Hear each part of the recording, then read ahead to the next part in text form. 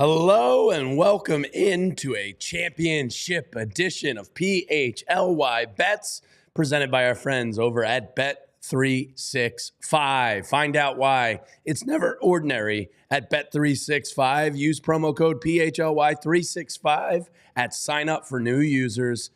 And let me just start by saying, pardon my voice as winter has caught up with me, but we're going to get into the championship weekend ahead as two great games this weekend. Let's not waste any time. Let's get right into them.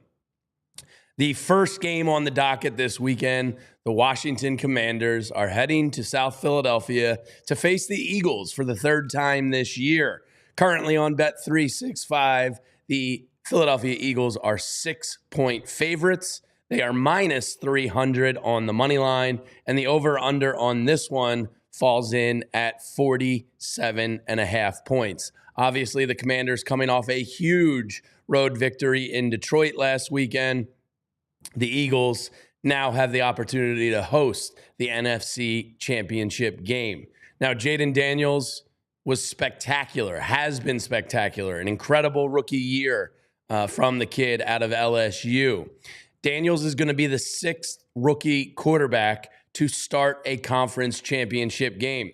The previous have gone 0-5 with 4 touchdowns and 9 interceptions. No rookie quarterback has ever made the Super Bowl. Let's hope that streak continues. The last time a rookie quarterback made the championship game, the Eagles put him out of their misery, and that was Brock Purdy, who left the game injured. For some unknown reason, Kyle Shanahan decided not to block Hassan Reddick, and he left that game injured. The previous 4 before that, Mark Sanchez in 2009 had 2 touchdowns, 1 pick.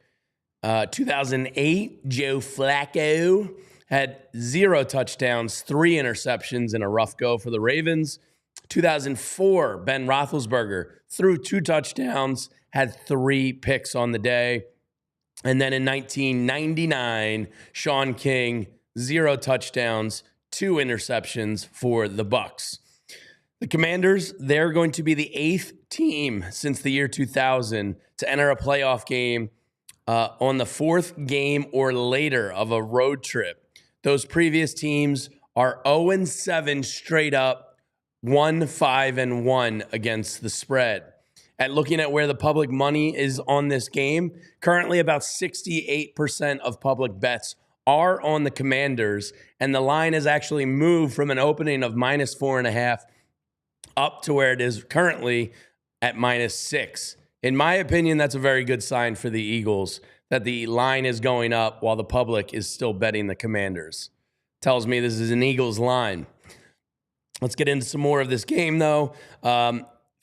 15 teams have entered the conference championship weekend on a 7+ game straight-up winning streak since 2004.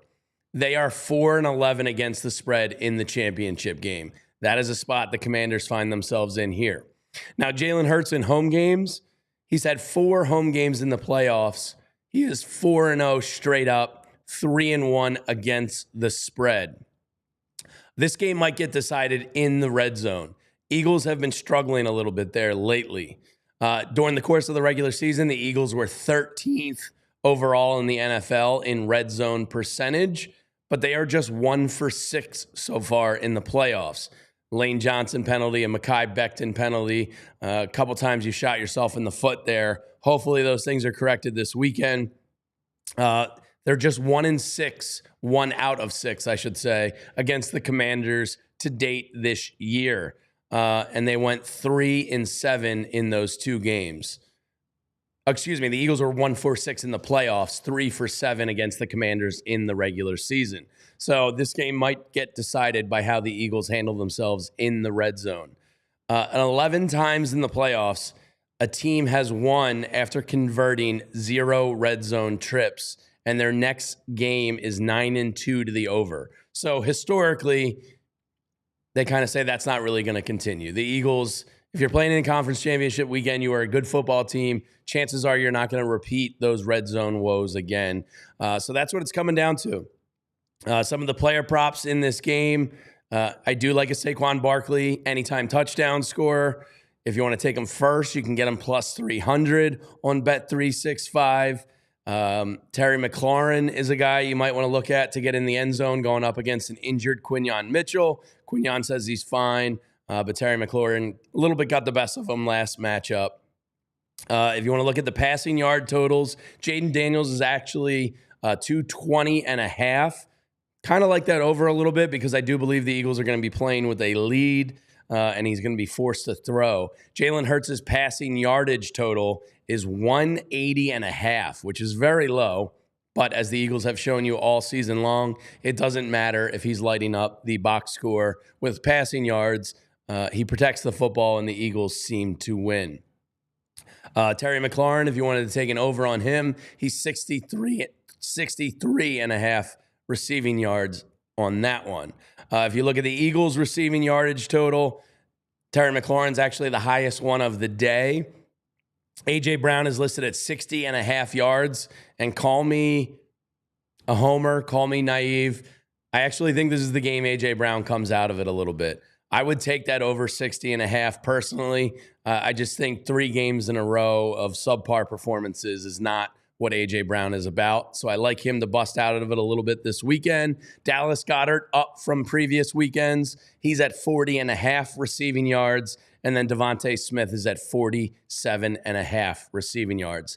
I do like the Eagles to cover this number. I think they're going to win by 10. So I'm going to lay the 6 with the Eagles. And hopefully we'll be talking about a very attractive Super Bowl line in the coming weeks. And who will the Eagles be facing? And this is jinx-free, mush-free. I'm just speaking it into existence. Well, the Buffalo Bills are traveling to Kansas City to take on the Chiefs. Kansas City is currently a 1.5-point favorite in this one. Over-under on this one, same as the Eagles game, 47.5. If you think the Chiefs are going to pull it off, you can get them on the money line at minus 130. The weather in Kansas City this weekend expected to be about 25 degrees. Fortunately for the Buffalo Bills, they're used to playing in the cold, so I don't think there's any real deciding factor with the weather in this one, with some light wind. A pretty nice Kansas City, late January football game. Excuse me. And in January and February, Patrick Mahomes is the boogeyman. He is 15-2 straight up at home or in neutral sites in January or February. This man is hard to defeat in January and February.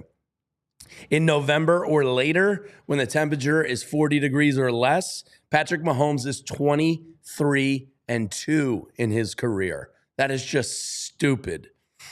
Since last losing to Tom Brady in the playoffs, Patrick Mahomes has won 20 consecutive playoff games.